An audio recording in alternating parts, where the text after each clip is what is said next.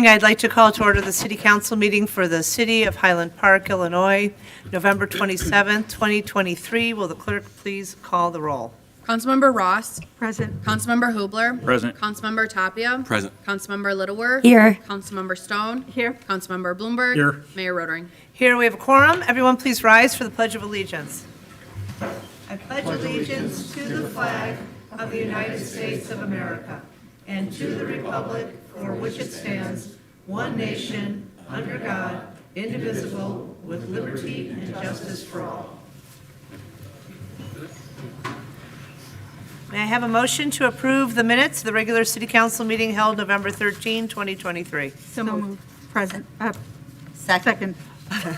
We have a motion, we have a second. All in favor, say aye. Aye. Aye, thank you. The minutes are approved. May I have a motion to approve the warrant list? So Move to approve. Second. Thank you. Any comments or questions on the warrant list? Hearing none, will the clerk please call the vote? Councilmember Ross. Aye. Councilmember Hubler. Aye. Councilmember Tapia. Aye. Councilmember Littleworth. Aye. Councilmember Stone. Aye. Councilmember Bloomberg. Aye. Mayor Rotering. Aye, 7 ayes, no nays, and the warrant list is approved. We will now move to the report of the mayor. Before we continue our business this evening, we'd like to pause and reflect on the ongoing situation in Gaza. While we celebrate the return of more than 60 people, at least 177 innocent people are still being held hostage nearly 2 months after a terrorist organization's massacre. Babies, children, mothers, fathers, and Holocaust survivors. We are waiting for each one to be returned home. We continue to share the fear and anxiety that have gripped so many people in our community, especially those with loved ones in Israel. In Highland Park and throughout the Chicago area, while many individuals share our concerns for loved ones in Israel, there's also tremendous distress driven by the global rise in hate speech and violent behavior. Anti-Semitism has no place in our world. Islamophobia has no place in our world. Earlier this month, the city partnered with more than 30 Illinois cities and villages to share a unified message against hate, prioritizing the public safety and highlighting the ways in which collaboration among our municipalities promotes public safety for all.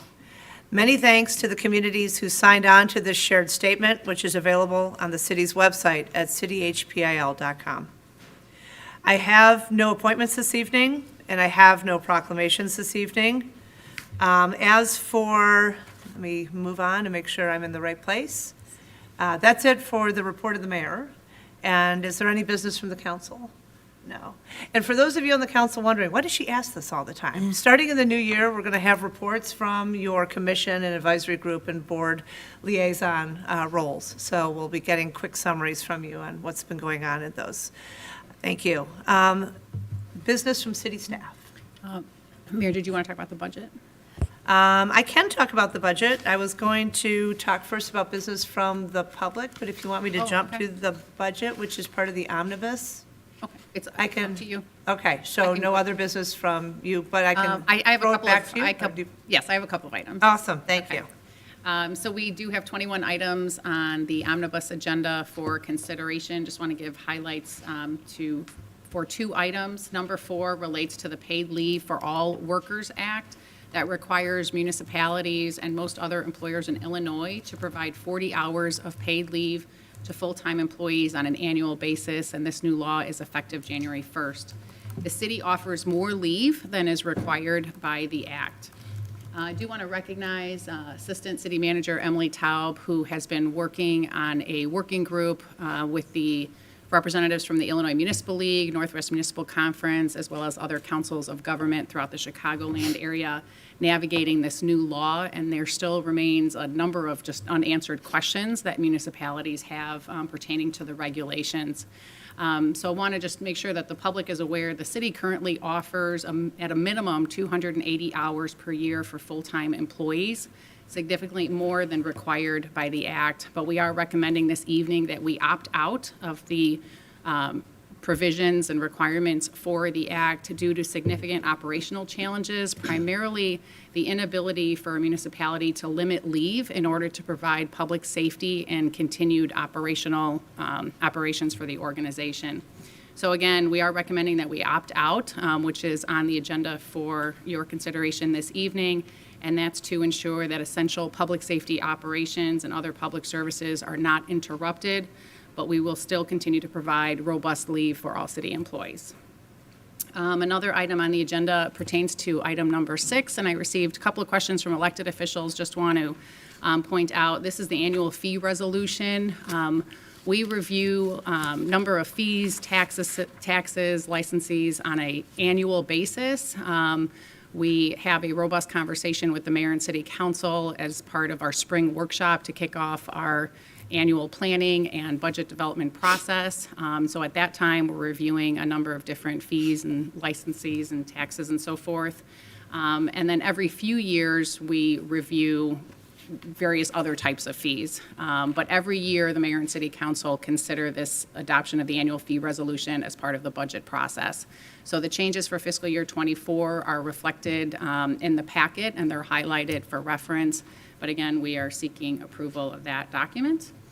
And then finally, we have purchased "Hate Has No Home Here" signs, and we are making these available to residents as well as businesses to put up at their Highland Park location while supplies last. So they are available right here at City Hall. The address is noted there. And again, we encourage individuals to come pick one up. Great, thank you. That's it. Very, very much appreciate it. Our next item on the agenda is business from the public, and this is an opportunity for members of the public to address the city council on a topic that is within the city's purview and our jurisdiction, but it's not listed in another location on the agenda. If you'd like to speak about a matter that's listed on the agenda, we ask that you wait until that agenda item is called, and we will give you an opportunity to speak then. If your matter is on the omnibus or consent agenda, please let us know if you would like us to pull that item from our omnibus consideration so that you can speak about it. Please be aware that business from the public is not intended to be a forum for open dialogue or engagement with the city council. Rather, it's intended as an opportunity for you to make comments to the city council. Please don't expect necessarily a response from any of us tonight. If it's appropriate, we may direct the city manager or other city staff to respond to questions or issues raised at a later date. All comments should be directed to the city council, not to staff, not to members of the audience. All speakers will be limited to 3 minutes. We request that the public not applaud, don't make comments, don't boo, don't, just shh. And we ask that everyone be respectful, civil, and non-repetitive. So if there is business from the public, I ask that you please approach the podium and state your name for the record, and please share with the council your item you'd like us to hear about. My name is Carl Lambrecht. I've been a member of Highland Park since 1970, and I'm here simply last time I spoke the reasons why abortion is necessary. Now I'm going to speak about the reasons abortion is not necessary. You don't kill the baby by tearing it limb from limb, taking them apart, and then checking to make sure that you have all the body parts out to make sure the woman doesn't have an infection. That's cruel. That's done without any anesthetic. They're not criminals, they're babies. And this is something that shouldn't happen in a civilized country. More abortions happened in this country than in Nazi Germany many years ago. Thank you very much. And I just have a secondary comment. It sounds like the members of the public want to save taxpayers' money, be it federal, state, or city. Thank you. Thank you. I will reiterate my point about the city's purview and jurisdiction concerning the subject matter. Anybody else have something they would like to share this evening? Thank you. Trapped over there.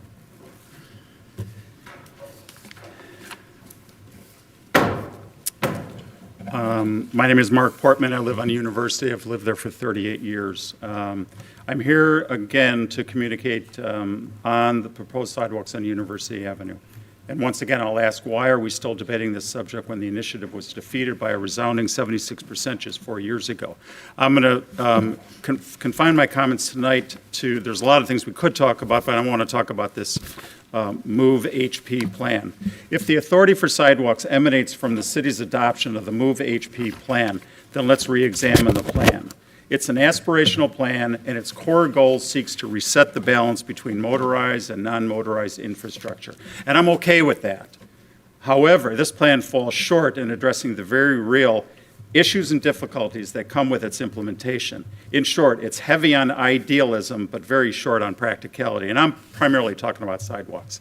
As to the plan details, if sidewalks are indeed necessary on University Avenue and Brook Avenue, then why doesn't the Move HP plan call for installing sidewalks on all other streets in the North Highlands where none exist? And many of those streets, most of those streets, proximity to existing sidewalks on Summit and Cren are farther away than our University and Brook. The plan to retrofit all of these streets with sidewalks where none ever existed will undoubtedly cause massive destruction to the ecosystem in our neighborhood. Sadly, the Move HP plan, all 55 pages, does not even mention the need to preserve trees. How is that even possible? This omission is glaringly hypocritical to the city's core values. Our planet is facing existential environmental threats, and yet Move HP fails to acknowledge the need for tree preservation.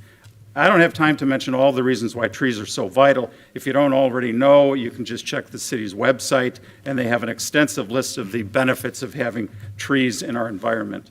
And lastly, as far as the sidewalks are concerned, installing sidewalks on University Avenue will destroy the character of our neighborhood forever. Now, as for the other recommended sites identified in the Move HP plan, there are 20 locations identified for sidewalk improvements, and yet not one of these has ever been completed or even initiated. An evaluation has begun for only one location, University Avenue. I have personally toured each of these 19 other proposed improvements sites, and I have no doubts that the problems we face at University Avenue exist at each of these other locations as well. It makes me wonder, who on City Council vetted this plan? Who examined the details? Because we know the devil's in the details. I strongly suggest all council members set aside some time to review the proposed sidewalk improvement locations on Table 2, page 35. You might find some of these other locations interesting and challenging. Our city leadership needs to acknowledge the shortcomings of the Move HP plan related to adding sidewalks. It's time we decide what's more important, preserving our vitally important, important trees or building more sidewalks. In this case, at this time, we can't have it both ways. We are at a crossroad. It's our duty to make informed, responsible decisions for the betterment of the city and its residents. Sidewalks on University Avenue, we say no, and please stop the madness. Thank you for allowing me to go over my time. Thank you, Mr. Corbett. Thank you. Anybody else want to speak? If you could all, if there's a group of you, if you want to just line up, that'd be great. No, that's okay.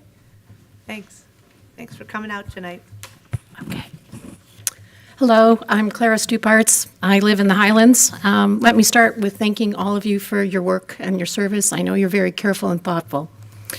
I'm happy to live in where I live in the last 24 years. We live in the woods. It's a beautiful area. I'm not in favor of paving it.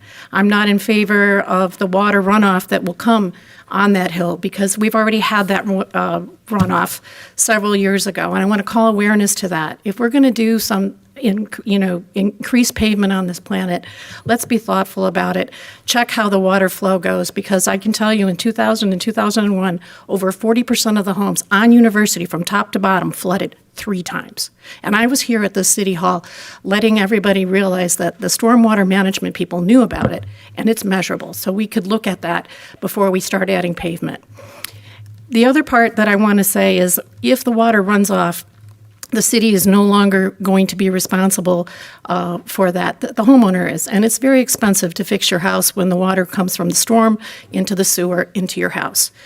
I want to make sure also that we look at the city's plan for increased footprints of homes. There's a whole thing on construction and careful construction. I think we could look at that too as guides. Because the house north of us was rebuilt after it flooded so many times. It's bigger, it's got more pavement, it's got more things. It floods our backyard always, and I can't do anything about it. And I don't want to add this burden on other homeowners, so I want to be real thoughtful and careful about how we place more pavement on this planet. Thank you. Thank you. City Manager, do we want to follow up in terms of the neighbor causing flooding in the backyard? Do you want to, maybe we can connect them with? Yeah, absolutely. We have your contact information, so we can follow up with you about that. As it pertains to the university sidewalk, we are planning to compile the results of the survey that we issued and organize the results based on feedback from those residents that would be impacted by a potential sidewalk, as well as the general community. And then we're planning to share the results with the city council early next year. And we'll certainly, anyone who provided a response to the survey, we have their email address, and we will follow up with all of them as well. Bless you. Thank you. Thank you. Anybody else want to speak? Okay, come on up. Again, I'll reiterate, if you have plans to speak, just come stand in a little line and we'll hear from all of you. Sorry, we left our car out, it was frozen. So we had to unfreeze it, so No worries. Glad- we're like working on radiators or something in the garage. Anyway, my name's Tom Hiller. I live at 818 Hill Street, which is the corner of Hill Street and University. So this is the second time I've been to a city council meeting in my entire life, so I'm still kind of getting the knack of this thing. Delighted to have you. Oh, thank you very much. A signature feature of much of the Highlands are narrow side streets lined with trees and without sidewalks. As a resident living at the southeast corner of University and Hill Street, the main safety issue we see is the lack of stop signs on University between Old Elm and Summit. Lack of stop signs serves to create a route approximately 0.8 of a mile in length that encourages faster-moving traffic to cut through the subdivision. When we moved here a little over a year ago, a resident on University Avenue informed us of their concern about fast-moving traffic on University. At the time, given University is a short distance from Summit, which has sidewalks, we assumed it'd be sufficient for individuals that want sidewalks to walk to Summit. In lieu of the increased concern we are now hearing, we think a solution in keeping with other similar streets in the Highlands would be to install stop signs along University at three-way intersections. This would slow down cars and reduce the amount of traffic using the 0.8 of a mile route as a fast cut-through. Furthermore, if necessary, other techniques could be applied later, such as speed cameras. Thank you. That's it. Thank you. Yeah. So basically adding stop signs. Thank you. And do you want to talk briefly about the procedure for applying for stop signs? Yes, so I do believe that we undertook a speed study. We'll have to go back and review our notes, but we looked at the volume of vehicles, the speed. We adhere to the Manual for Uniform Traffic Control Regulations, which are federal regulations as well as state in terms of when stop signs would be warranted. And there are various factors for their warrant, accidents, crash history, engineering of the roadway, various other factors. So generally, stop signs should not be used as a mode to slow down traffic. There's other education and enforcement that are more preferred versus using them in that manner. But if you are feeling that there is speeding in your neighborhood, we definitely want to address that, and that's primarily through education and enforcement. And we can also, through a speeds trailer and just other methods, identify the number of vehicles and the speeds that they are traveling. So I believe that work was done. We can certainly check our records to see when it was done, and if we need to refresh it, we can certainly do so. We have a traffic management committee that consists of representatives from police, fire, engineering, public works, manager's office that review stop sign considerations and other traffic management recommendations. So we want to hear from the public what your concerns are. We will address them accordingly and certainly follow up with you. And there is a process for applying for a stop sign, even if it's outside of what's considered the standards. Having started my entire experience coming up here, needing a stop sign at the corner of my street and her street, I can tell you, the people up here said, you don't need a stop sign, and those of us who walked in the neighborhood said, yeah, we do. We got the stop sign, and here we are. So I urge you, if you want to find more information about that, also available on the city website. Thanks. Anybody else want to come up and talk on our business from the public? Okey doke.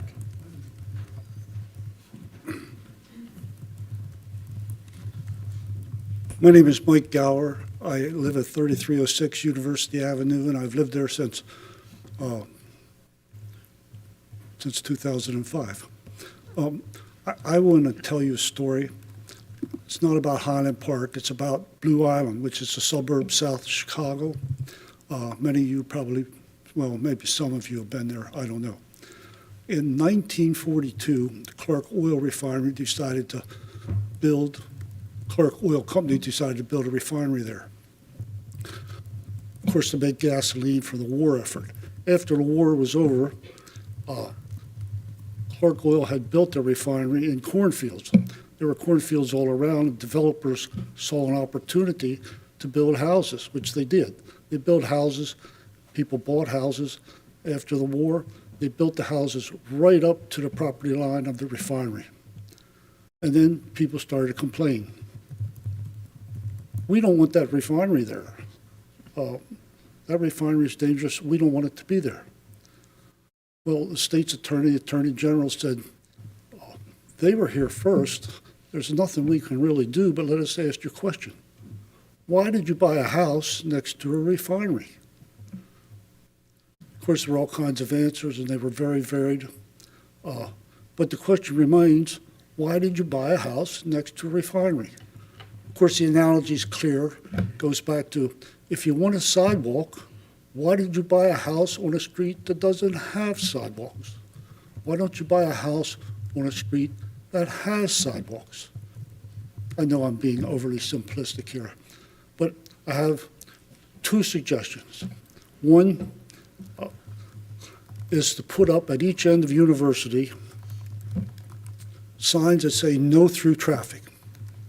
And as the gentleman said, we get sometimes fast traffic through there from commuters. And they want to use University instead of Summit because there are no stop signs. You can fly right through. There's no need for stop signs because to the west is the Old Elm Golf Club. Therefore, there are no side streets, so there are no need for stop signs. There already are stop signs on the side streets like Hill and so forth. The second suggestion is, I said I lived there since 2005. I could probably name on one hand the number of times I've seen a police car there, and I'm not advocating for a police presence all the time, but it wouldn't hurt to have a police car there once a week, at least for a couple weeks, maybe then once a month, at rush hour in the morning, at rush hour in the evening, till the word gets out to commuters that it's a speed trap, and they'll go over and use Summit. That's all. Thank you very much. Thank you. Anybody else? No? Yes? No? Okay. Well, thank you all. Appreciate your input. I also want to welcome the students who have joined us this evening. I hope you're getting good, interesting information for your AP Government class. Right. We are going to continue on to scheduled business. Items 1 through 21 have been grouped together for omnibus vote consideration. Before we proceed, I'd like to mention that item 7 is an ordinance approving the city's fiscal year 2024 budget. Every year, city council and staff follow a rigorous budgeting process that literally begins in the spring with a strategic planning meeting of the city council and senior staff to set priorities for the upcoming fiscal year, because as we all know, a budget is the best way to understand the priorities of a city. These conversations continue through the summer with careful planning across all departments, detailed staff reports, one-on-one budget meetings with the members of the city council and myself, and they culminate in a series of public workshops and hearings that began in August and conclude tonight. The annual budget development process represents incredible dedication on the part of the city staff throughout the city's 6 departments. Hats off especially to City Manager Gita Newkirk and Finance Director Julie Logan and Deputy Finance Director Christy Mekalu, the Finance Department team, and the senior staff. I want to thank you all for your commitment to our priorities and careful attention to every detail in the fiscal year 2024 budget document. I've driven by here on weekends, late in the evening. Those people are in the parking lot because they are here crunching numbers. We appreciate all those hard hours and all that attention to detail. Our operating budget is balanced, and it reflects our 5 core priorities of infrastructure investment, public safety, fiscal stability, economic development, and environmental sustainability with a wide range of annual and ongoing initiatives, each of which are detailed by department. The sucker's over 400 pages long. I highly recommend you take a look at it. It's really a good read. I liked it. It was a good job. In particular, attention, whoops, yep, there it is. Kim has read it as well. Everybody up here has read it as well. In particular, attention to long-term fiscal stability is woven throughout the budget document in all department projects. As a result, the city proudly maintains a continued AAA bond rating, which is the highest rating available, and we've received ongoing recognition for our budget document and financial reporting. They've won awards year after year. The proposed budget meets the city's financial, revenue, budgetary, and capital policies. These are 4 specific policies that are laid out in great detail in the budget and offers a balanced focus between the short and the long term while minimizing the property tax burden to residents. We will continue our ongoing investments, cover your ears, University, on roads, water mains, bridges, sidewalks, and other public works projects. Thanks again to City Manager Newkirk and Finance Director Logan, who in multiple public budget workshops have highlighted features of the budget and reviewed the city's long-range goals. Those presentations are available at cityhpil.com/budget. They provide a really nice summary of where the money's coming from, where the money's going, and how we've balanced this budget, all the variety of ways that we attain resources, and then carefully use those resources to meet the mission as defined by the city council, as well as the values that we've identified as representing the city. We encourage everyone to review the budget document and explore the presentation slides to better understand how Highland Park strives to fulfill its mission to provide high-quality municipal services in an efficient and fiscally responsible manner and in alignment with our community's values. And so I am going to call on Councilmember Stone, who I know has a comment about item 7, and then ask for a motion to approve items 1 through 21. Thank you. And I appreciate the thorough summary of the budget and the thoroughness of the budget. Environmental sustainability, as the mayor said, is now one of the city's 5 core priorities, but I'm concerned about the seeming imbalance in the budget, with sustainability being about $260,000 for the year, with 1 full-time staff who's still to be hired.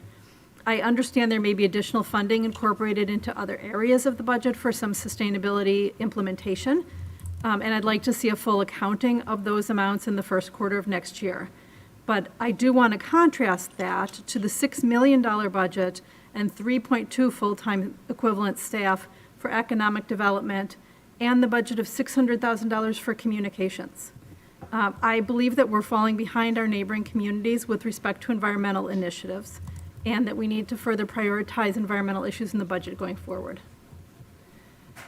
Thank you for those comments. And I'll just share, we made it our sort of priority to have sustainability be included throughout city operations. Previously, it was its own lane, and we felt that it informed so many of the decisions that we make across the board. And so I think I understand where Councilmember Stone is coming from. That might be a difficult thing to kind of aggregate all of those pieces, given that we laid that lens across the entire city operations. But I understand what she's saying in terms of trying to identify metrics so that we can then understand whether we're achieving what our goals are or not. So I throw that to you as an opportunity for the first quarter. And also want to highlight that it's important that we do put significant dollars into economic development, looking at this through a return on investment approach. That as we put money into developing our economy even further, that then brings us more revenue that we can use for other purposes. Stating the obvious, property taxes are not our only form of revenue. A significant portion of the general fund in particular comes from taxes that are generated through sales tax revenue and other revenues that would be coming from business development. I see your hand up. I also know that a number of your colleagues have their hands up. If you want to add on or follow up. I just want to add one thing Okay. that I forgot, which is you mentioned the return on investment, and putting money into sustainability has a huge return on investment because it reduces our expenses. So I just want to make sure that that is part of the conversation. Absolutely. Thank you. Councilmember Bloomberg and then Councilmember Littleworth. And Mayor, if I could Oh, just address sure. it Go ahead. at some point. Yep, Oh, go ahead. Okay, thank you. And thank you, Councilmember Stone, and I do just want to also recognize you for the expertise that you have brought to our team as well over the years, so thank you for that. So in terms of the sustainability efforts, I would just advise the council if we could take a look at it more in terms of not just the qualitative, how much money is spent on sustainability, but also looking at the qualitative. So for example, we were one of the first communities to have a sustainability plan that sets forth specific initiatives that are planned to be undertaken over a specific time frame. And so we are working towards that plan. Some have a dollar value, some do not. But I think those initiatives are important. We are one of the few communities now that has in the budget, proposed budget, a full-time staff person. I know that you've been, looking to have someone dedicated for that position for several years. It is now reflected in the budget based on the policy decision of this mayor and city council, so that's another important point. So for example, it's difficult for the request that you asked, and I'll give you an example. We don't have a purchasing manager in the city, but yet we do purchasing every day. And so it's difficult to say how much time do you spend on purchasing because it's a part of everybody's job. And that's one thing that we have interwoven into the culture in our organization is every employee in this organization is taking a look at how can we be more sustainable in the work that we do. So I think that's an important element. We can certainly quantify, and we have a sustainability fund, as you know, like we don't have an economic development fund, but we have a sustainability fund where specific dollars are set aside for those priorities. So we can put together a report just showing our initiatives, and I think, maybe that would help provide insight to the public of how we are spending our time and dollars.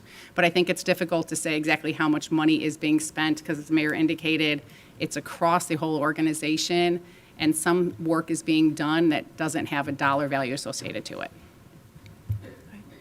And we can also try to coordinate better communication regarding regional efforts, whether it's through the Chicago Metropolitan Agency for Planning, Metropolitan Mayor's Caucus, all these different organizations that share this as a priority and are making strides in terms of approaching it from a more regional perspective. So happy to add that piece in as well.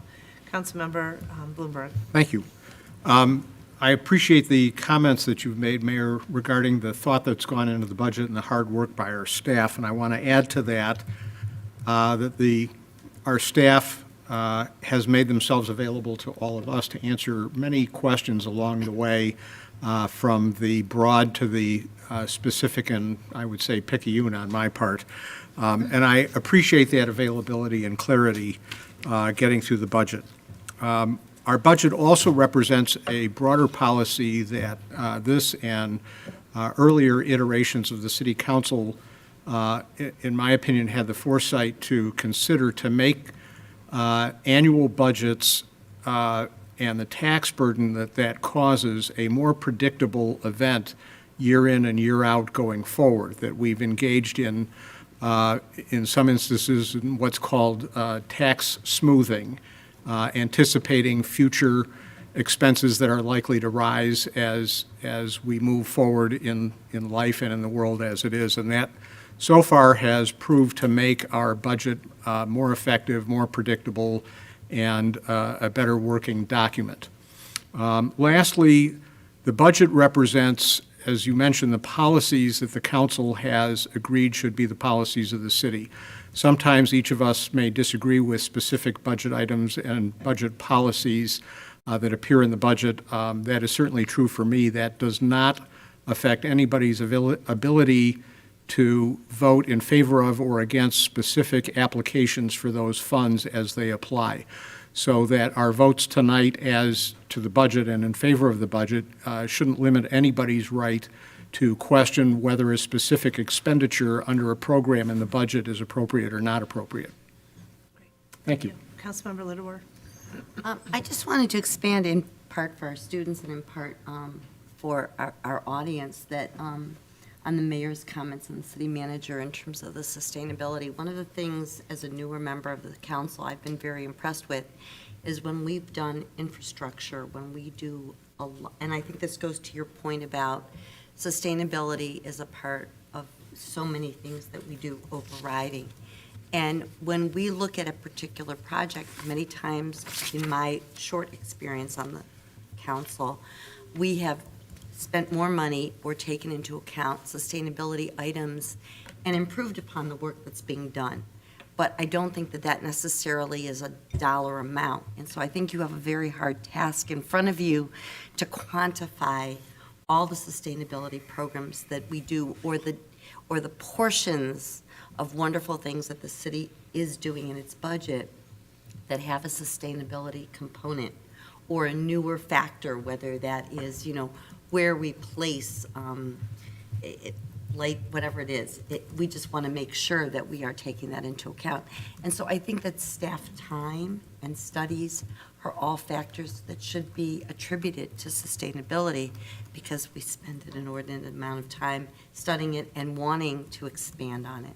So I just wanted to make sure that, because those numbers are really kind of, it is upsetting, Councilmember Stone, to your point, but I don't think those numbers tell the full story, and certainly not in terms of programming and staff time and initiatives that we have going forward. So I just want to make sure that in some vein that is taken into account when we do this. Thank you. Councilmember Hubler. Yeah, I just wanted to highlight the fact that there are two new things, which has already been pointed out, and that's environmental sustainability and economic development. And those two items are critical in my mind, that we have taken those out of a general group and put those out in front, that these are priorities of the city. And I think, there's could be an argument about the number of staff on certain ones versus the other, but they're a priority of the city.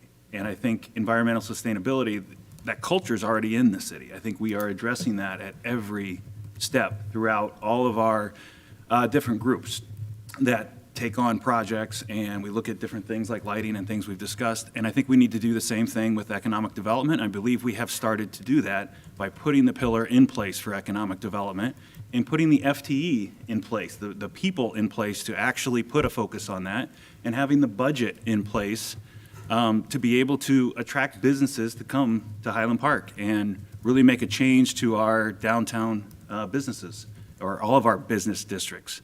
And I'm really happy that we do have the FTE and the budget now to make these things happen. Thank you. Councilmember Tapia. Yeah, in terms of the budget, our fiduciary responsibility indeed is about managing our expenses in a responsible way, which I believe the city has done for a long time.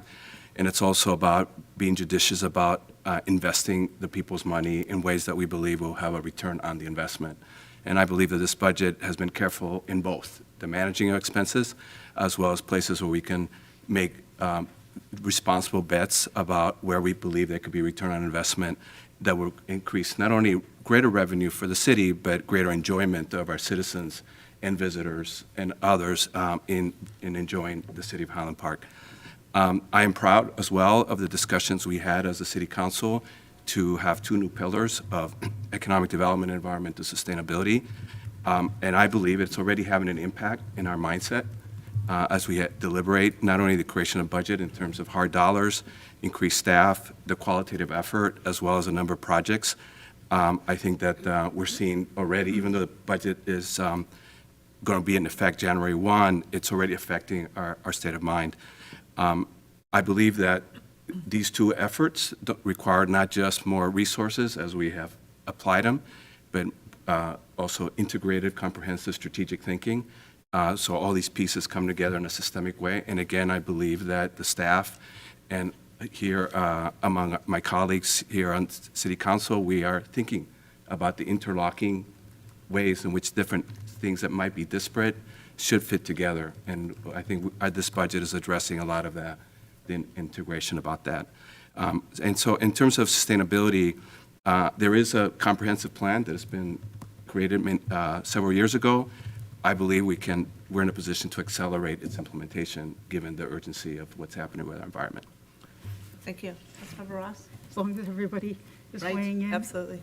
I too appreciate all the work that went into the budget document. I also brought it with me.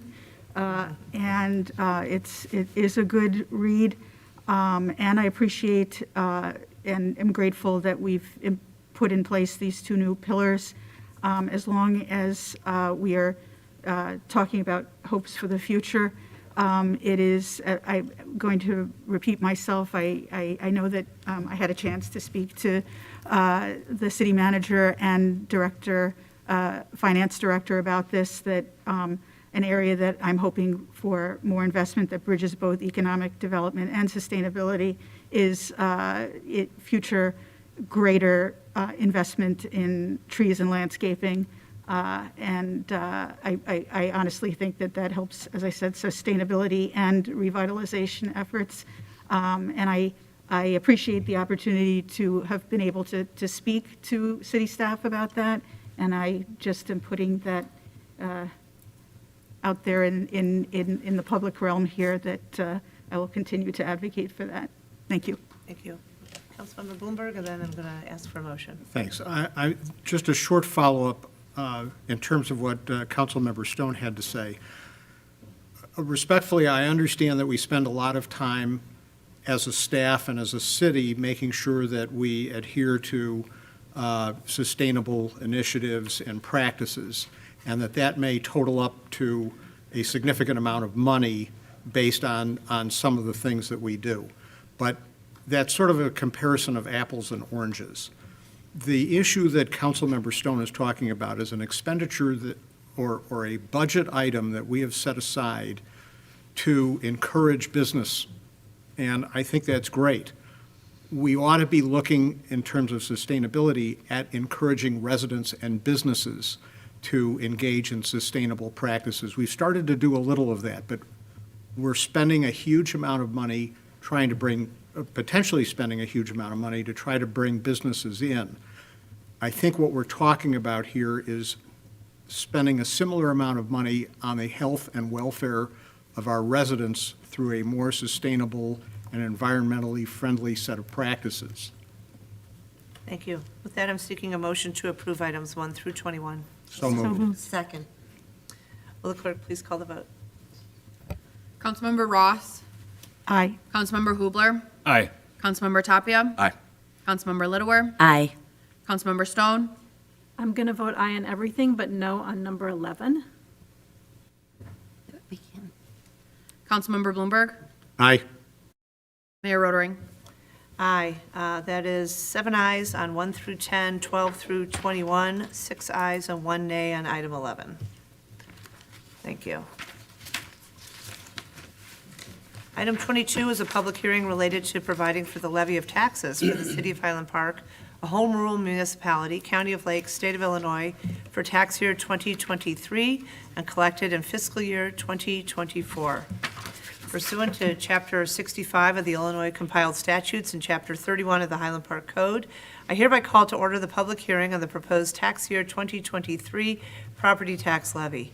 Pursuant to statute and ordinance, notice of this public hearing was published November 9, 2023, in the Highland Park News. Will the clerk please call the roll?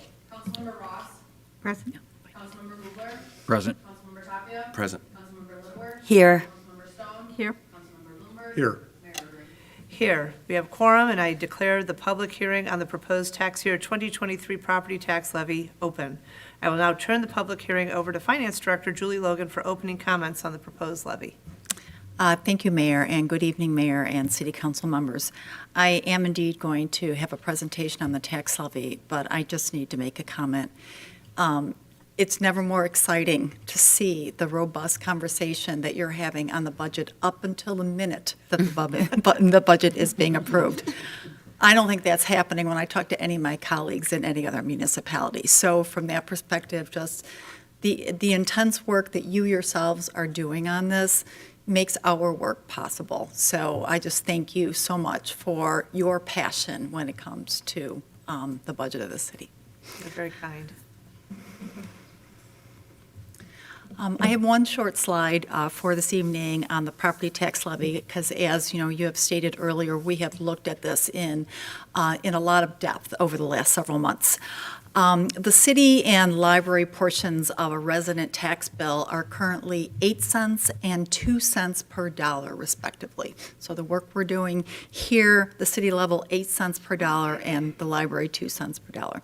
The largest portion of the city's 8% of its 8 cents pays for public safety expenditures. According to the Truth in Taxation Law, a municipality is required to hold a public hearing when a proposed tax levy is greater than 5% higher versus the prior year extended levy. The proposed combined city and library 2023 total levy is 6% higher than the 2022 combined tax extension. This includes a city levy of $17.5 million, which is 6.9% higher than the 2022 tax extension, and a library levy of $5.4 million, which is 3.3% higher than the 2022 tax extension. The tax levy includes $20 million for the combined city and library aggregate levy, which is 2.3% higher than the 2022 tax extension, and $2.7 million for the combined city and library debt service levy, which is 44.7% higher than the 2022 tax extension. And the increase, as you can see, is driven a lot by that debt number somewhat. It has to do with the timing of the debt payments on some previously issued debt, as well as some new debt that the city is expected to issue in the next year. The tax levy results in a charge of $90 for a city taxpayer based on an average $500,000 of equalized assessed value for the taxpayer's property. Then just finally, the city council is expected to consider the tax levy on December 11th, and that really concludes the presentation portion of the tax levy public hearing, and I would be happy to answer any questions. Great, thank you. Any questions? Any questions? What a great job. Great job, absolutely. Any questions or comments from the audience? Hearing none, I will now entertain a motion to close this public hearing. So moved. Second. Will the clerk please call the vote? Councilmember Ross? Aye. Councilmember Hubler? Aye. Councilmember Tapia? Aye. Councilmember Littleworth? Aye. Councilmember Stone? Aye. Councilmember Bluebird? Aye. Mayor O'Reilly? Aye, 7 ayes, no nays. Upon this roll call vote, the public hearing is now closed. Individuals who are unable to attend this evening's public hearing may submit written comments to the attention of the city finance director. The city council will consider an ordinance adopting the proposed tax year 2023 property tax levy and related items at our next meeting, which is December 11th, 2023. And with that, I am seeking a motion to adjourn. So moved. Second. All in favor, say aye. Aye. Aye. Thank you. Thank you all.